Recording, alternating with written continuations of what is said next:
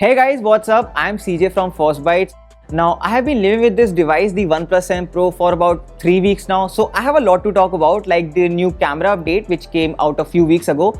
Also, OnePlus has kind of jump-started this trend of full-screen devices. So, people are asking me whether they should wait or just buy the OnePlus 7 Pro without having any second thoughts. We'll talk about that and my day-to-day experience with the OnePlus 7 Pro in this video. But before we start, hit the subscribe button and the bell icon so that you can keep yourself updated with new phones and technology.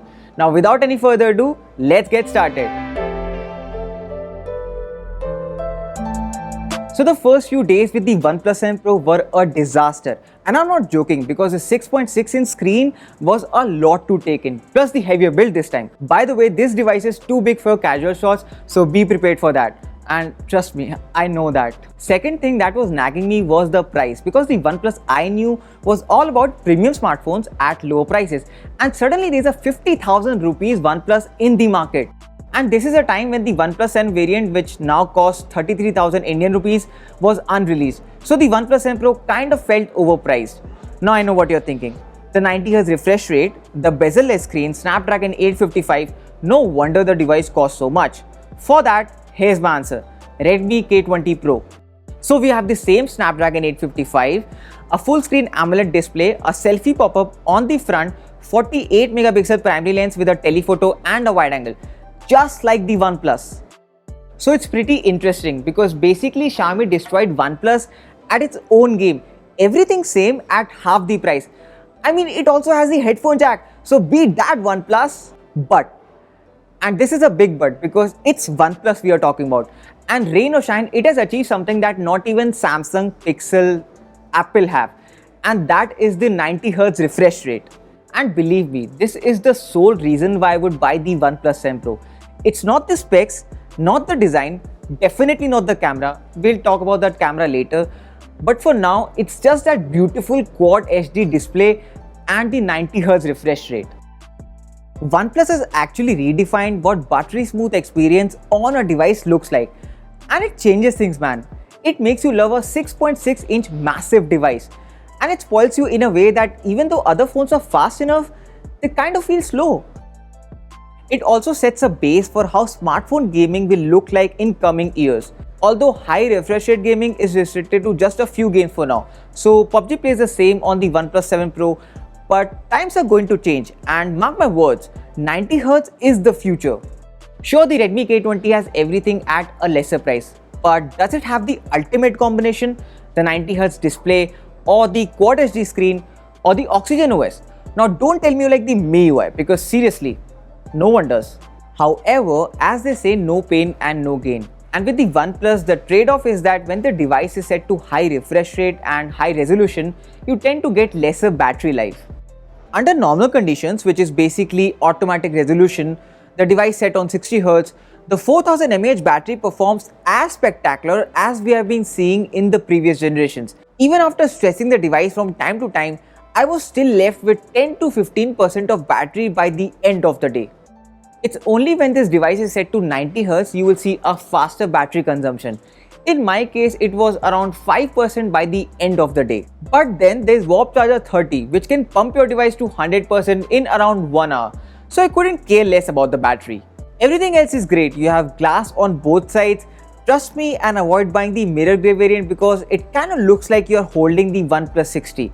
If you are going to buy the OnePlus 7 Pro, then go for the Nebula Blue version, because it looks more sophisticated and it feels like you've actually upgraded your smartphone. This time there are stereo speakers on the front, so instead of getting irritated on why I don't have USB Type-C headphones, these days I just play the videos on full volume.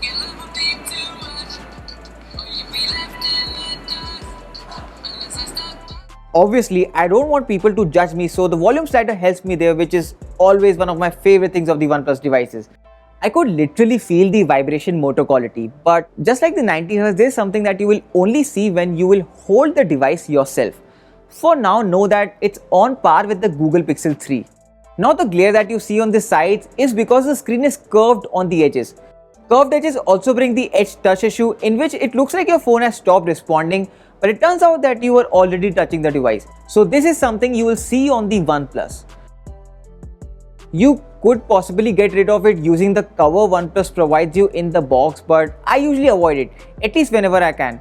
The reason is it doesn't go well with the navigation gestures and I don't want to stain this beautiful screen with buttons. Apart from that, everything else is OnePlus in every sense. The Oxygen OS, navigation gestures, there's also an in-house screen recorder, so that's pretty interesting.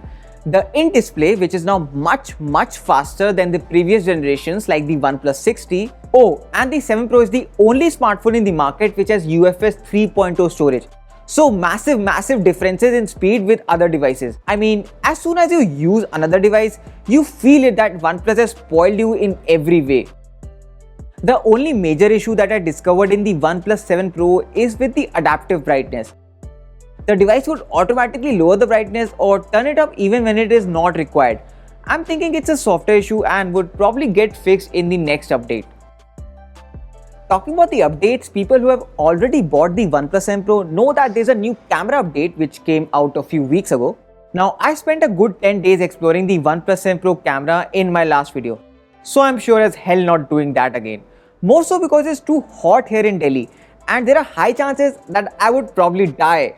So I'm definitely not doing that again. Anyway, the takeaway was that OnePlus is pretty much good in everything except the portraits. Now back to the update, it has majorly hit the night mode of the OnePlus 7 Pro. So we'll just test that along with the Google Pixel 3. The last time I did this, Pixel 3 came out to be a clear winner. But let's see what happens after the camera update. So here are some night shots from both the devices. So there are some clear improvements in the OnePlus shots from the last time. The pictures are more sharpened. Again, like the last time, the OnePlus pictures are a little more brighter than the Pixel 3 images. That doesn't mean it is bad or something. It's just I prefer the natural look in the Pixel 3 images. So if you were to ask me how was my experience with the OnePlus 7 Pro, I would just tell you that the day I got a call from Arpit saying that I have to give this away, that I have to switch back to my primary phone, every cell in my body just told me, don't let this device go away. So that was my review of the OnePlus 7 Pro. Do give it a thumbs up and hit that subscribe button if you haven't already, and hit the bell icon if you really care about this device. That's all I have to say. See you later.